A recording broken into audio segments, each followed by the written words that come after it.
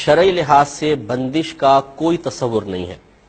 میں بارہا اس پہ کلام کر چکا ہوں کہ اس طرح لوگوں کو گمراہ کرنا بالکل شرعاً جائز نہیں ہے۔ میں اس کویسچن یہ کرتا ہوں کہ یہ بتائیے کہ بندش کا کیا مطلب ہے۔ اگر آپ کہتے ہیں کہ جی رشتوں میں بندش ہے، اولاد پیدا ہونے میں بندش ہے، نوکری میں بندش ہے، کاروبار میں بندش ہے، کیا آپ یہ کہنا چاہتے ہیں کہ اللہ تبارک و تعالیٰ تو آپ کو کاروبار چلانا چاہتا ہے لیکن اس نے بندش قائم کر دی؟ اللہ تعالیٰ تو اولاد دینا چاہتا ہے لیکن اس نے بندش کر دی؟ اللہ تعالیٰ تو رشتہ کروانا چاہتا ہے، اس نے بندش کر دی؟ اگر یہ واقعی تصور ہے تو یہ تو کفر ہے، کیونکہ کون ہے جو اللہ تعالیٰ کے فیصلوں کو روک دے یا اللہ تعالیٰ کے فیصلوں کو بدل دے؟ اس کا مطلب یہ ہے کہ آپ یہ بندش کا لفظ کہہ کر یہ ثابت کرنا چاہتے ہیں کہ کوئی جادوگر یا عامل اللہ تعالیٰ سے بھی زیادہ طاقتور ہے، کہ اللہ تعالیٰ کسی کو اولاد دینا چاہتا ہے اور وہ اس کو روک دیتا ہے، تو اس کا مطلب تو یہ ہوا کہ یہ اللہ سے بھی طاقتور ہے اور یہ عقیدہ کفر ہے۔ اور اگر آپ کے نزدیک بندش کا یہ تصور ہے کہ اللہ تعالیٰ کسی کو اولاد سے محروم رکھنا چاہتا ہے مثلا 3 سال تک، اور اس نے بھی جادو کروا دیا کہ 3 سال تک اس کی اولاد نہ ہو اور نہیں ہو رہی، یہ بندش ہے، تو پھر اس میں بندش کہنے کی ضرورت ہی کیا ہے؟ یہ تو اللہ کا فیصلہ ہے، اللہ کا حکم ہے۔ یہ کیوں نہیں کہتے کہ جی یہ کوئی بندش نہیں ہوتی ہے، اللہ کی مرضی سے ہو رہا ہے سب کچھ۔ اگر کسی کی شادی میں دیر ہے، میرے رب کی مرضی ہے، کسی کی اولاد نہیں ہو رہی، یہ میرے رب کی مرضی سے ہے۔ کون ہے جو اللہ تعالیٰ کے فیصلے کو بدلے؟ لا تبدیل لکلمات اللہ، لا مبدل لکلمات اللہ۔ اللہ تعالیٰ کے کلمات تبدیل نہیں ہوتے، اللہ تعالیٰ کے کلمات کو بدلنے والا کوئی نہیں ہے۔ لہٰذا اس قسم کے تصورات قائم کر کے لوگوں کے لیے ان آستانوں پر اور ان جادوگروں کے پاس جانے کے راستے کھول دینا کہ جو عزتیں بھی لوٹ رہے ہیں، پیسہ بھی لوٹ رہے ہیں، لوگوں کو پاگل بنا رہے ہیں۔ ضروری نہیں ہے کہ آپ اگر جواب دیتے ہیں تو سب کے سب آپ ہی کے پاس آئیں گے۔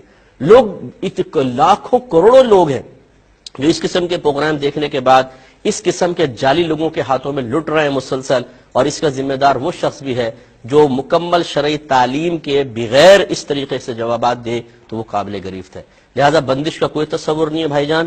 صحابہ کرام علیہم رضوان صرف ایک عقیدہ رکھتے تھے، اگر ان کو کوئی کسی چیز کے رکاوٹ محسوس ہوتی وہ کہتے میرے رب کی مرضی ہے، ہم اپنے رب کی رضا پر راضی ہیں، تو وہ اطمینان رہتا تھا، قلب بھی مطمئن، ذہن بھی پرسکون، ایمان بھی مضبوط۔ آج ہمارے ایمان اتنے کمزور ہو گئے کہ اللہ تعالیٰ کی آزمائش کا تصور ختم، اللہ تعالیٰ سے امیدیں معاذ اللہ منقطع ہوتے ہم نے دیکھی ہیں، عاملوں سے امیدیں لگا بیٹھے، یہ عامل کرے گا جو کچھ کرے گا، اولاد یہی دے گا، رشتہ یہی کروائے گا، کاروبار یہی چلوائے گا۔ بولتے ہیں یار اللہ سے تو دعائیں کر کر کے تھک گئے معاذ اللہ، اب کون ہے جی؟ یہ بابا ہے۔ ارے بابا، یہ بابا بیچارہ کیا کرے گا بابا؟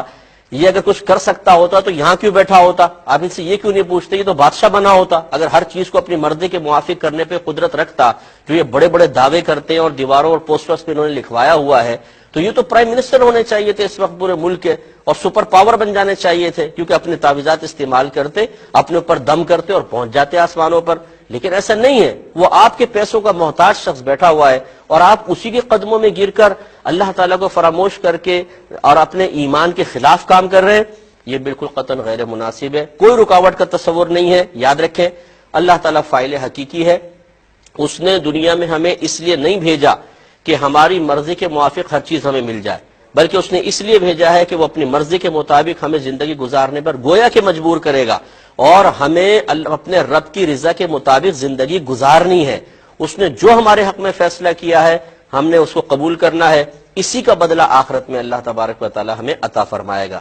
جب انسان اللہ کی رضا پر راضی نہ رہے بلکہ اس کی تمنا یہ ہو جائے کہ اللہ تعالیٰ میری مرضی کے مطابق چلے، اور پھر وہ دنیا کو جنت بنانے کی کوشش کرے کہ یہاں جو کچھ میں چاہوں مجھے مل جائے، بس یہی اس کی میجر مسٹیک ہے، اور اس نے گویا کہ نہ اللہ تبارک و تعالیٰ کی حکمتوں کو سمجھا، نہ دنیا میں آمد کے مقصد کو سمجھا، تو وہ تباہ و برباد ہوگا۔